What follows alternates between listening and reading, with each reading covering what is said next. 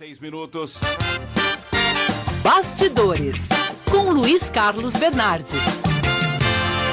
Luiz Carlos Bernardes, bom dia. Bom dia, Paulo, Antonélio, pessoal do estúdio aí, os outros do estúdio e ouvintes. Olha, eu corro o risco de ficar hipertenso, Paulo.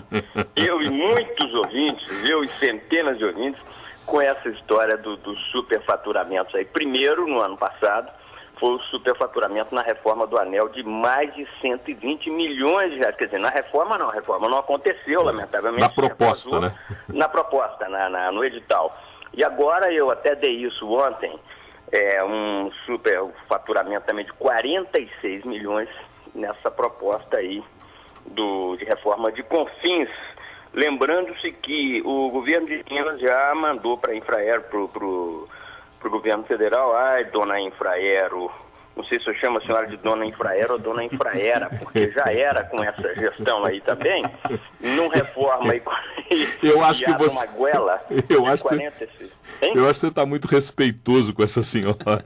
Dona Infraera, já era, Então, o governo de Minas, eu já disse isso aqui em primeira mão, com uma fonte ótima que me passou, já mandou essa proposta de concessão para os aeroportos brasileiros que precisam ser reformados. Então, o Confins seria reformado através de uma concessão com a área privada, não privatização, concessão, e outros aeroportos aí, Brasília e Viracopos, lá em São Paulo. Enfim, vamos aguardar, mas é claro que isso vai atrasar toda essa discussão aí sobre a reforma de Confins. Luiz Carlos, para fazer o reajuste dos seus salários, eles demoraram só 5 minutos. Para votar o salário mínimo da população, foram 37 dias. O que você acha do reajuste do salário mínimo? É lamentável. Do seu salário, quer dizer, dos salários deles, né? Sim, salários deles. Senão o ouvinte pode achar que era do nosso salário. Não, dos nossos, quem dera se pudéssemos fazer. Olha, era preciso algum tipo de legislação, é preciso estudar a legislação na Europa, nos Estados Unidos, para ver o seguinte: a pessoa, o cidadão, a cidadã, deveria ser impedido de aumentar os seus próprios salários. O parlamento tinha que ter uma regra em que outros segmentos participassem dessa discussão de aumentos salariais dos três poderes, legislativo, executivo e judiciário. Caso contrário, fica um jogo de compadre aí.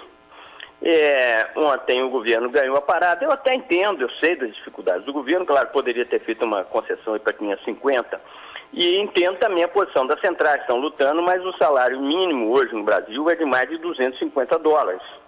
E há essa dificuldade aí, o governo cortou 50 bi do orçamento, mas enfim, o governo acabou ganhando essa primeira parada, a vitória do governo, vitória de Dilma Rousseff, e agora vai quarta-feira a votação para o Senado, porque a votação de ontem foi na Câmara Federal. E no Senado a previsão dos governistas é de que vai ser mais fácil, porque o governo tem uma maioria mais ampla. De qualquer forma, Aécio Neves com o pé no chão, lembrando-me, Tancredo Neves diz que ainda vai lutar pelos 560.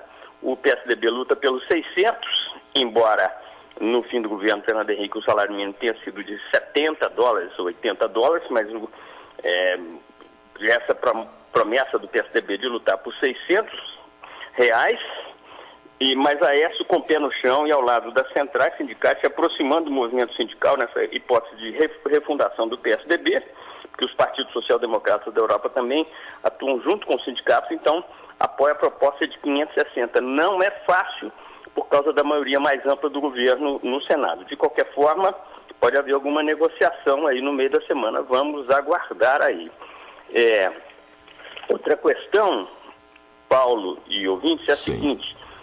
Ontem houve, finalmente, a reunião da Polícia Militar com o pessoal das ocupações aí, do Sem Casa das Ocupações, Camilo Torres e Irmã Dorothy. Participaram também representantes da Comissão de Direitos Humanos da OAB de Minas, Ministério Público, setores mais progressistas da chamada Igreja, os chamados mais progressistas da Igreja Católica, e a conversa foi em bom nível, que eu soube, muito bom nível, e tentando resolver o problema, e agora há a possibilidade, inclusive, desses segmentos todos terem uma reunião com o governador Antônio Anastasia para tentar resolver de uma vez por todas, porque tem algumas empresas privadas que se dizem donas dos terrenos, então elas seriam ressarcidas e o pessoal, enfim, permaneceria lá, deixando de sem casa e passando a ser com casa.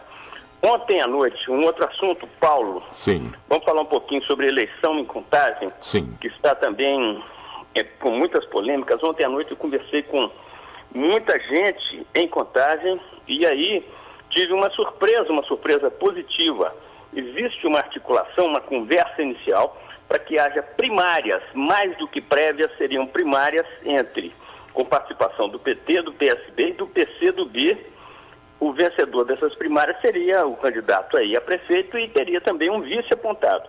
E entre os vários nomes para candidatos a prefeito tem Durval Ângelo, deputado do PT, tem Tilden Santiago, um nome sempre importante aí do PSB, e Carlim Moura, um deputado estadual discreto, sério e com uma atuação muito forte, não só na Assembleia, mas também em Contagem. É um nome forte também. Então, muita gente me dizendo que essa hipótese das primárias seria, inclusive, meio revolucionária na política brasileira. Se a moda pega, seria importante, porque aí o militante partidário iria votar também, como acontece, por exemplo, nos Estados Unidos.